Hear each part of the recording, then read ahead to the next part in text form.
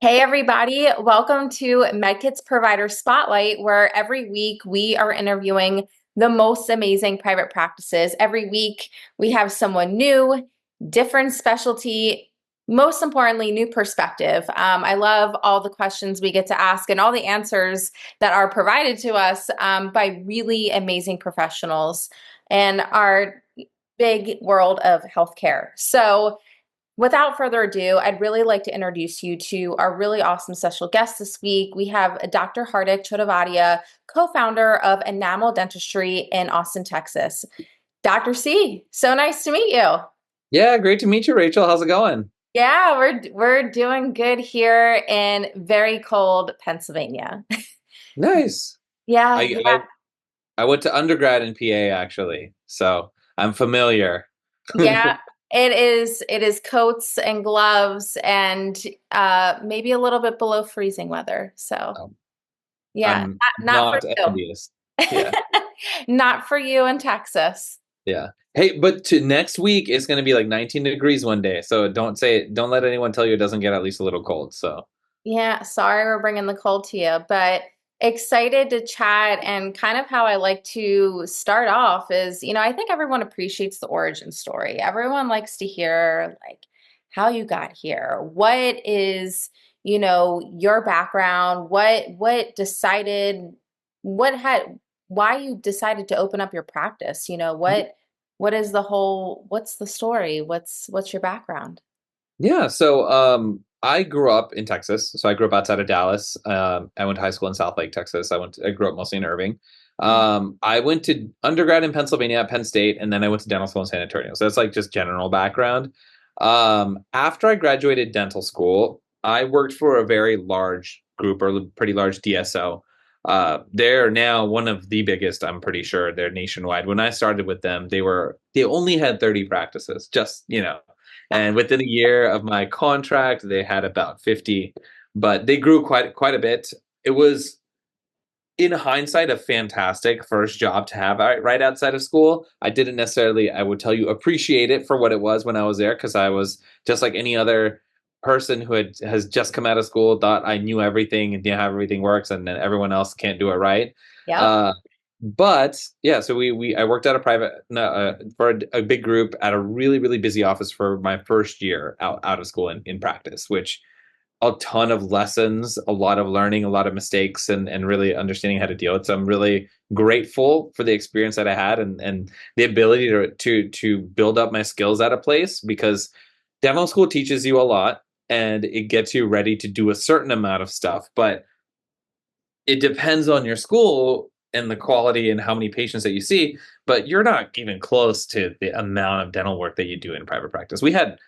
In school, we had like 3 hours for one patient. I would have 4 hours to do two fillings, right? So it's an absurd amount of time. We don't have an assistant, right? So things take Yeah. long, but even then, there's little checks and steps. And when you go into practice, you just go. I have a patient, you have an hour to do a bunch of fillings, that kind of thing. So Yeah. that was definitely a big learning experience. But my big takeaway from there was I worked with a lot of amazing people, whether it be my dental assistants. We didn't have a hygienist, our office manager, our front desk, the other dentists that I work with. Mhm. But because of the environment and the certain pressures and that kind of thing, we weren't necessarily, how I felt, put in a position to do the work that I felt like I would be really proud of. Now looking back on it, I was able to do a lot of good work, but they were still growing quite a bit, and they had a lot of things that they were working on, as do we right now. But I think we weren't necessarily, people weren't as happy as they could have been, right? Everyone was a bit miserable being there. And so me being a naive 26, 27-year old talked to my friend who was also working for the same group, like, dude, these guys, they're able to grow this much and they're getting all this stuff wrong. This can't be that hard, right? And so we ended up deciding to go to Austin and try to do our own thing, right? Yeah. Uh, in addition to that, my wife hated living in Dallas, so she wanted to live in Austin. So big important reason to move to Austin. Listen to Um, the wife. exactly. But we initially, when we were looking for a practice, obviously we were like, hey, we don't know really what we're doing. So let's buy an existing practice that has a team and has patients so that'll help set us up for success. But we actually, what's crazy is we found a really great practice. We signed an LOI. We met the doctor. He really liked us, and we were ready to kind of go. And the bank wouldn't finance the transaction because there was two of us, and they said the office was not busy enough theoretically for two dentists to be there at the same time, which I completely disagree with. And I will say it did include the land and the property, so it was not a small loan that we're going to take. But they were more than happy to write a blank check for us for a scratch startup practice with zero patients or anything, which seems crazy, Because right? that makes sense. Yes. I still can't explain it, but I'm not complaining. We're very lucky. I mean, we would not be where we were if that did not happen, right? But yeah, so we ended up, even our location that we got, our first location in Austin on South Lamar, it was a DSO, like a dental group out of San Antonio that was having some issues, and they ended up having to drop out of a bunch of leases. So the landlord was looking for someone to like, hey, step in real quick, right? And we got lucky because we had no business having a location that good, but it just lucked out. My partner, Dr. Devish Patel, he actually was eating. There's a place called Torchy's Tacos in Austin. If you got, it's nationwide now a little bit too. But he was eating across the street at Torchy's when our real estate agent called him. He's like, "Hey, there's this location." She's like, "Well, I'm right here. Let me go look at it." And he FaceTimed me, and he's like, "This is the one." And we had looked at a ton of locations, and so we ended up going through a lot of the process, and I hadn't even seen it yet. So like, I had not seen it in person, and we are like, we'll sign the lease, we'll go for it, this is it. The location was ridiculously good. So yeah, that's how we started our first location. And Yeah, we tell me about the other locations that you now have.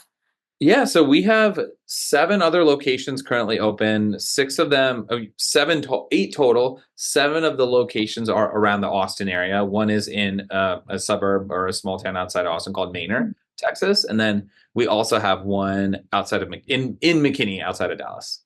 Nice. That's Mhm. awesome.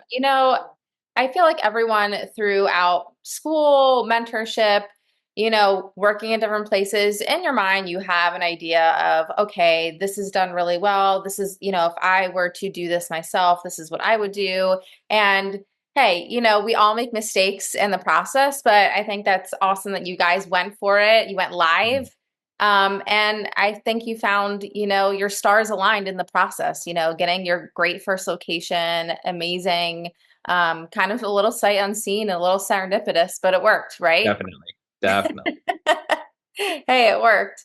But in terms of, your practice and, people might see dentistry a little cut and dry, but I always think in healthcare, there's a lot more that meets the eye. So tell us about, some of the things that you commonly see, but maybe some things that people don't think about. Maybe there's some things on why people should come and see folks like you that they're really not considering. So I think dentistry is one of, and I tell patients this all the time. Dentistry is something that's easy to avoid, right? Because if you think about it, if everything is mostly fine, you don't really think about it too much outside of the times when you may brush your teeth, right? And Mhm. so, uh, I never try to. I've heard people do this, but I can't imagine doing it. We never try to shame anybody if it's been a long time, because honestly, it's easy for us to neglect. Like, there was a time I was practicing every day. I was like, wait, when is the last time I had a cleaning? Right. So it's something that's super, super easy to avoid. But I think it's something that's really, really important for us to keep an eye on, because your oral health, your oral microbiome, the things that are in your mouth are really the gateway to the rest of your body. Right. And so there's a lot of things that are happening in our mouths that can affect our overall health and other things happening. Baseline, if you think about it, gum disease, gingivitis, periodontitis, anything like that, what it is inflammation of your gums, right? And then the severity will dictate what type of treatment you may need and all that stuff. But at baseline, inflammation in your body inflammation is your body working hard, right? It is putting in some resources to fight something, get rid of something. And in our mouths, typically it's plaque or tartar, stuff like that. And those are all things that are avoidable and they don't have to be there, right? Our body is diverting really important resources to fight something that we could prevent ourselves, whereas it could be fighting cancer and all these other diseases, which is constantly happening throughout our body. So baseline, taking care of inflammation, I think, is it's definitely a hot topic overall in health. Mhm. But if you think about your mouth, it's super easy for inflammation to occur, and it's also really easy for us to take care of it, right? And sometimes if we avoid the dentist, you can get stuff that's just going to be there that's going to cause inflammation. So I think it's really important because it's the first step. Um, One Yeah. thing we learned in dental school too is we a lot of times patients see us dentists a lot more than they may see their physician, right? And so one thing it's required by law, but I've diagnosed people with hypertension, so, things like that before they are like even seen a dentist doctor about it because we take blood pressure before every visit. It's one is required by law, but if we give anesthetic, it's something you want to get. And I even diagnosed an actual physician with hypertension because he came to our office and I was like, "Hey, your blood pressure's kind of high." He's like, "No way, that can't be." And then the next time I saw him, I was like, "Dude, I actually went and got it checked out, and I'm on blood pressure medication now."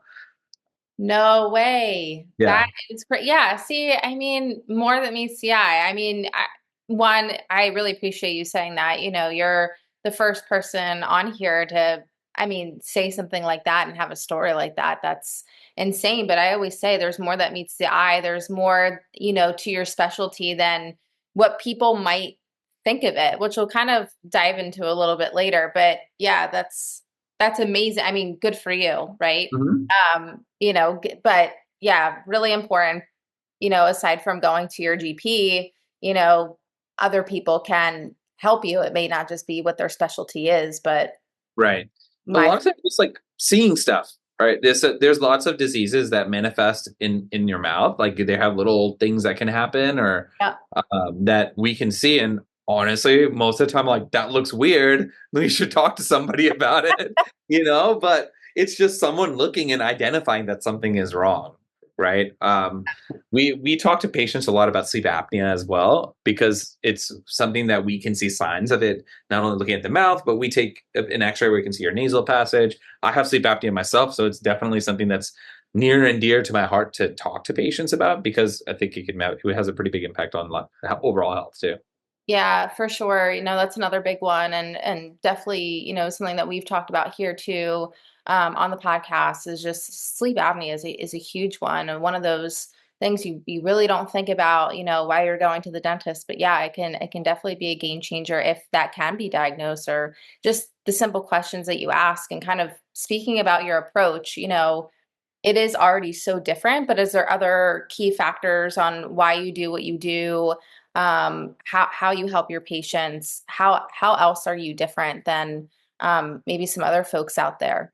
Yeah. So this is a question we get asked a lot, right? Especially when we're talking to a marketing team or, when we're looking at website stuff and that kind of stuff, that kind of thing. And I thought a long time about this question because it's kind of hard to answer. Because I like at baseline always felt personally, I don't know if this is true or not, that most dentists are trying to do a great job. I don't think there's many dentists out there that don't care. Right. I mean, there are, there definitely are, don't get me wrong. But I like to believe that most dentists are trying to do the best that they can. Right. And so, especially when you look at newer offices, a lot of the offices are really nice, right? If you look at a brand new office, they look super nice. They're modern. They don't look like the offices that I used to go to when I was a kid. And ours are nice too, right? And so outside of the bells and whistles, like we have TVs on the ceiling so you can watch Netflix. Like out of those are nice to have, right? That's pretty cool. But I think at baseline, the message that we always try to teach within our group is if we start at the human connection, right? When someone sits in my chair and I'm really like getting to know them and understanding what their goals are, what their concerns are, and really trying to tailor the experience to that rather than what we were taught in dental school is just like, hey, you look at them, tell them what's wrong, and then they do what you tell them to do, which is just that's not how I would have ever responded well in a healthcare setting, right? But I think that's what I would say differentiates us is our mindfulness for that approach. Now, Yep. sometimes you have conversations that there's certain things that have to happen, Yeah. but it's about really identifying what someone's particular needs are and really trying to tailor the experience to them in particular, right? Yeah, and I feel like people actually want that. People want to know that you care, and you do.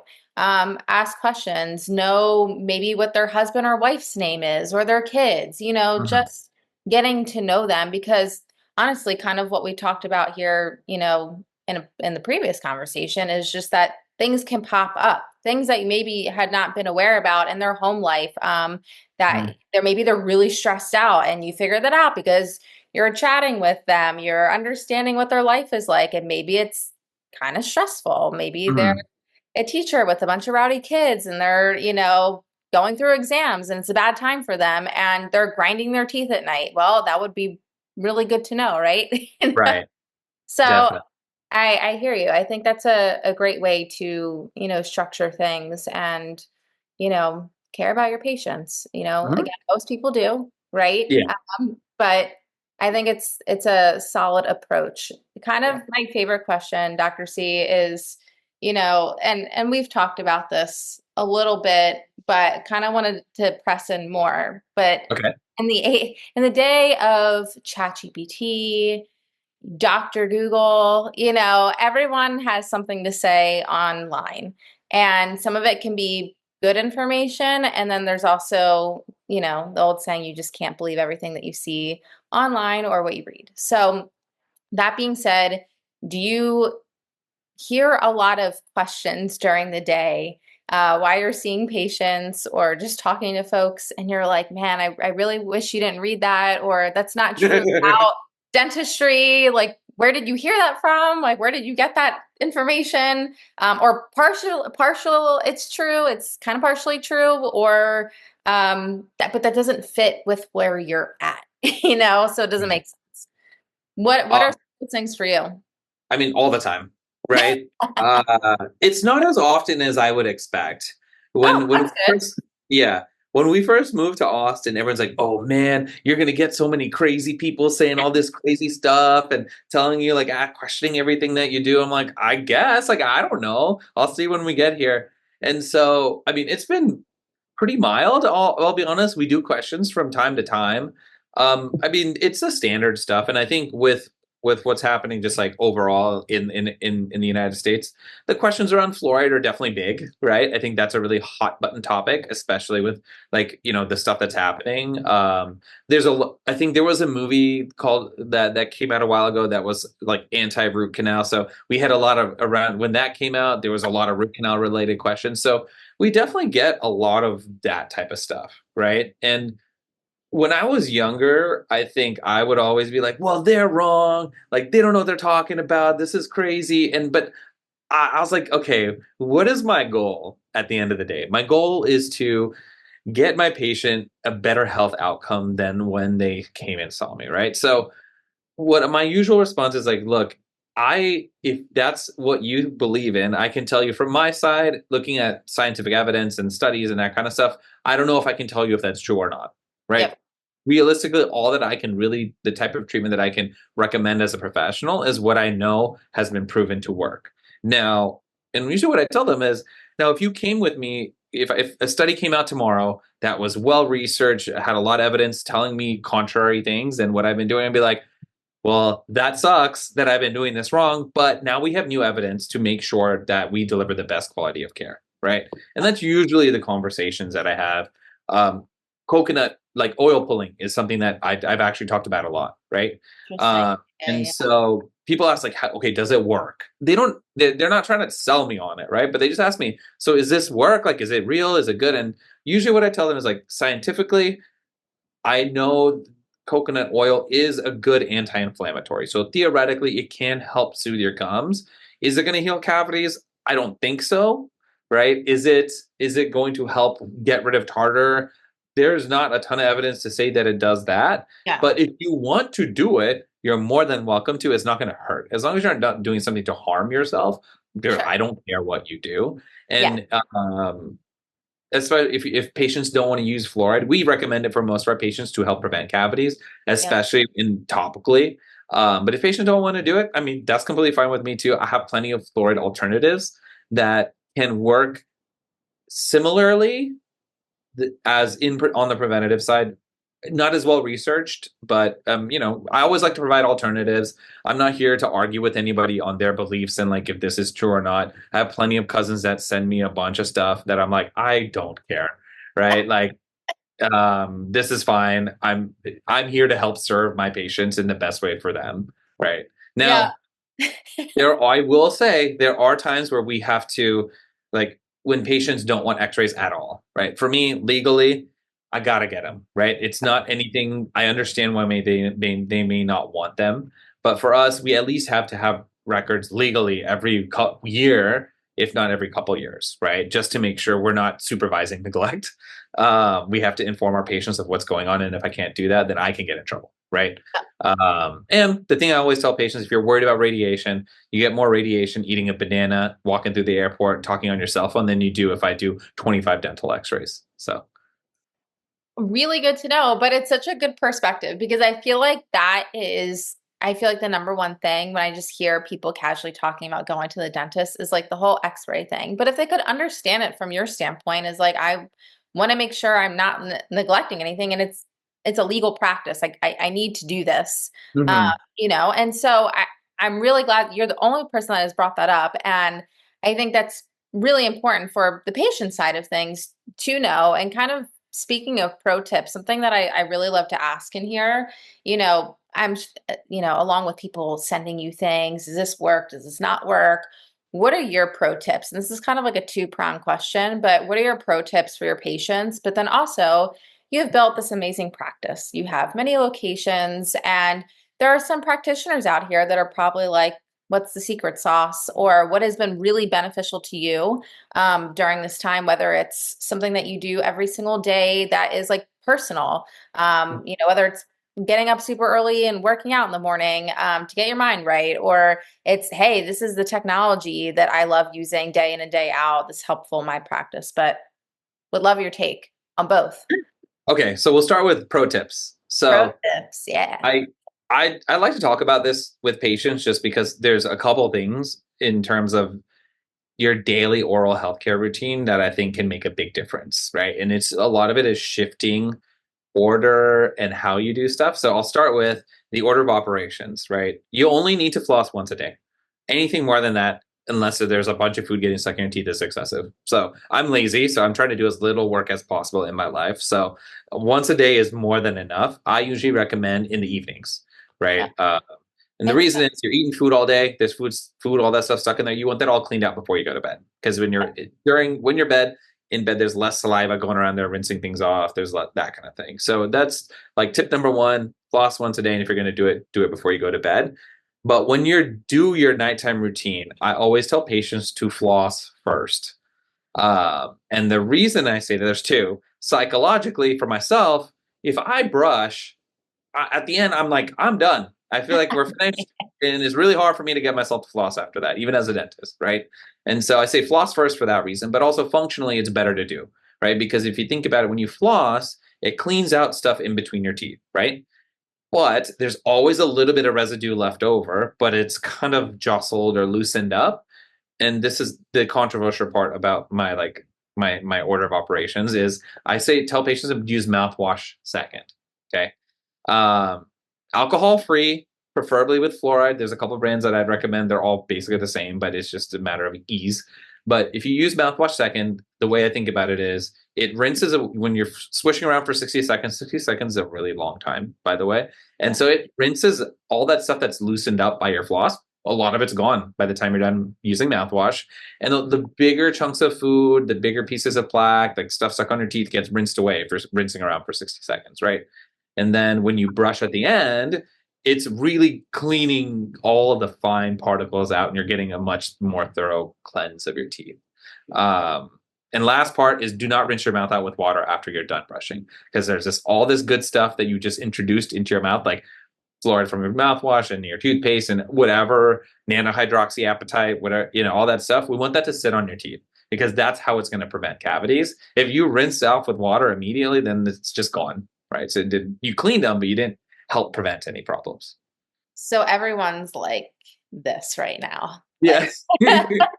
that is amazing. I've never heard a nighttime routine like that. I mean, Yeah. it makes sense. It really does. I mean, but yeah, there's things that I mean, you do like, you brush, rinse with water or whatever, or like that.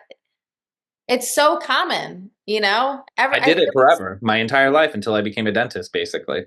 yeah. People need to know this way. This is amazing. This is actually life changing. It'll Like, make a huge difference. I such had a an amazing pro tip. I'll give one last pro tip. Yeah, If you please just want do. to, so in terms of flossing, so I have patients. I actually feel like patients are pretty honest when they come tell me if they Yeah. floss or not. I don't think most people lie, but I'm very trusting. So maybe that's another issue I have to work through. But, but so I had a patient that gums were a mess, like super bleeding, like it was crazy. But he's like, Doc, I floss every day. I promise. I'm like, dude, I believe you, but maybe you're just doing it wrong. So for the Mhm. listeners, if you YouTube C-shaped flossing technique, and if you're, it's basically you floss, you push against the tooth before you pull it out, you push against the other tooth, you go up, and you're cleaning both sides every time you floss. You'll another really big difference in how well you're doing. So just watch a video. It's like visuals make it easier to see what's going on. But yeah, Amazing. yeah. Yeah, like And he basically got better, by the way. He changed his technique. Saw him 3 months later, perfectly fine. So we needed the second pro tip. I mean, yeah. honestly. So that is amazing. I really appreciate these pro tips, but how about our practices though? Other things that you do that in your practice, whether it was like when you first started out or anything that you do now on like a daily basis that you're like, oh, man, I could not live without doing this for my practice. Right. I think personally, like the demands on me as a leader are very different Yeah, now, right, than sure. they were when we had just one practice, right? Sure. I could, and I was like 26, so like I think we were all just kind of winging it at that point, right? 27 when we first started. But I could kind of wing it and would be like kind of okay. I had super control over every single thing that was happening. But at when if you when we needed to grow, I think that pushed me in a different direct, like faster in the direction of like I need to become, like this is cliche, but like the best version of who I can be because I have to show up. We have 65 employees, right? I have to show up for all 65 people in the best way possible because they are relying on me for their livelihood, right? Because I Yeah. got to make sure things go how they're supposed to, where we are delivering high quality care. Everyone has what they need because everyone's relying on the leader to make sure that everyone has the tools that they need. So I have, for me, I wake up very super early in the morning, like 3:45, 4 a.m., and I work out every single morning, like 7 days a week. That's a new-ish practice. Yep. Consistency is like I think with human beings is always hard, right? But that has helped a lot, right? Because I think you get to like ready to go for the day. I have two little girls, 4 and 6, so my evenings are dedicated to them. So I don't work in the evenings much anymore, but I do wake up early to make up that time, right? So that's really, really huge. And I think one lesson I've learned over the years is if you want to grow, I mean, I think this is just good in general, but there's a Yeah. phrase, it's like simple scales, complexity fails, right? And so anytime you're building a process or you're trying to do something, we just make it as simple as humanly possible, which is hard. I think human beings, we tend to go like every time we try to do things, we go more complex and more complex. So it is Yeah. work to try to make things simple. But I think even if you're a single practice doc, the more simple you can make it for yourself and for your team, the more likely that things will get done. Right? I know I complain about it. Every single person who has a business complains. So I was like, man, why can't these guys get it? And it's like because it's too complicated, right? And I do have a general thing that was like, I think most 99% of people want to do a good job and they want to work hard and they want to do it. But like, have they had the opportunity? Have they been given the tools that they need to? Is it simple enough for them to execute? And I think those are questions that you have to ask when you're trying to, like, if you want to build a practice, right? Yeah. And by the way, I'm not good at any of that stuff, right? The only reason I know this because these are things I know I need to work on. No, I love it. It's something that we preach to like all the time is just simplify, simplify, simplify, and I can't stress that enough. So I'm so glad from the provider side that you also feel the same, really important to do, but also giving yourself that space every day to do what you need to do to feel good and to put your best foot out there and, conquer the day, whatever that means to, anyone. So love all the pro tips, especially the medical ones. I mean, Yeah. everyone's definitely stoked about that. But this has been really awesome. Before we leave off today, I would love if you could tell everyone, how they can touch base at one of your practices, whether they want to patient or, any, referral, network situations, if you could tell us where best contact, that'd be awesome. Absolutely. So for me personally, you can follow me on Instagram. It's at Dr. Harcho, Dr. Harcho. My practice is enamel dentistry, so you can follow us on Instagram at enamel dentistry. Our website's www.enameldentistry.com. I am an open book, so if you guys ever have any questions, like if you listen and you're like, what about this? What about this? Shoot me a DM. I have no problem answering any questions, or even if you have a dentist that you're not sure about or anything like that, like you're not even in Austin, I'm here to help, provide value to whoever wants to. And if you are in Austin, you're looking for a dentist, we have an amazing group. We have an amazing group of doctors. We have our team is fantastic, and I owe them everything that we have. So if you need a dentist, go to enameldentistry.com and you can book an appointment online. Cool. Well, thanks for joining on today and hope to have you on again soon. Pro tips were amazing. Yeah, thank you. I appreciate it. And thanks for having me on so much, Rachel. Thanks. Have a great day.